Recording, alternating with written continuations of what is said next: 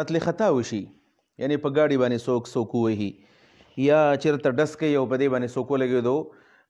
لیټ سپوز جو بھی هو، خو چې کله قتل خطا وشي، قتل عمد نه دی، نو په قتل خطا کې خو دیت دی او کفاره ده پې. دا قاتل به یو خدا چې 2 میاشتې مسلسل به روجې نیسي، یا به غلام ازادې، نو غلامان خو نشته،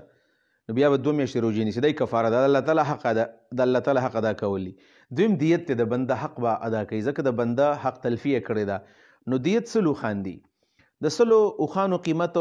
په دې موجوده زمانه کې ما بلس د وکیل نه تپوس کړی ویل چې 23 لک روپۍ په دې کې تقریبا قتل خطا کې دیت دی، قتل خطا شوې ده او په هغه کې څوک روغه کوي، نو د مقتول وارثانو له به 23 لک روپۍ ورکي. او هر کال د بجټ په دې تقریر کې باقاعده د بجټ په دې پیش کولو کې دا فکس کیږي چې را دیت به دومره وي، ځکه چې د ملک حکمران ته د حق حاصلي چې هغه د دیت اعلان وکړي. نو 23 لک روپۍ یا 20 لک راونډ اباؤټ دومره روپۍ دي. اوس د سوال کړی دی که په دې معین روپو کې چېرته فریقین راضي شي چې به د 23 لک په ځای باندې موږ له 13 لک راکوي،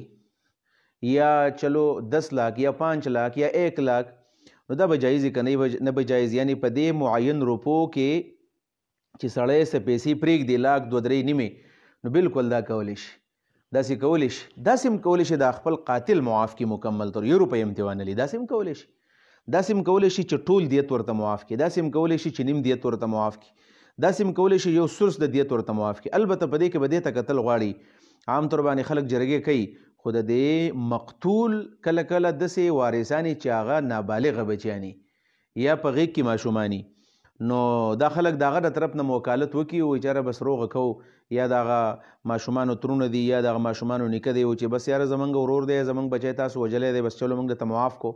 نو دا داسې نشي معاف کېدی، ځکه چې دا به د دې کشرانو نه به تپوس کېږي، د دې کشرانو بلوغه پورې به دې انتظار کوي، یا د هغوی چې کله سن د تمیز ته رسېدلي د هغوی نه به تپوس کوي چې هغوی معاف کوي که نه معاف کوي، ځکه چې یتیمان دي، یتیمانو له حق ورکول پکار دي. او څوک چې د یتیمانو نه مال خوري، نو الله تعالی فرمایي چې انما یاکلون فی بطونهم نارا، دوی خو په خپلو خېټو کې اور وراچوي.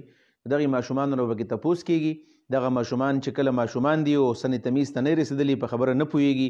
نو بیا به داسې روغه نه کوي او بیا به باقاعده هغه انتظار کوي. البته که بالفرض وارثان ټول یا بالغ دي یا هغوی اجازت ورکو، نو بالکل ټول دیت هم معاف کېدی شي، نیم هم معاف کېدی شي او لږ هم معاف کېدی شي، دا بالکل جایز طریقه ده.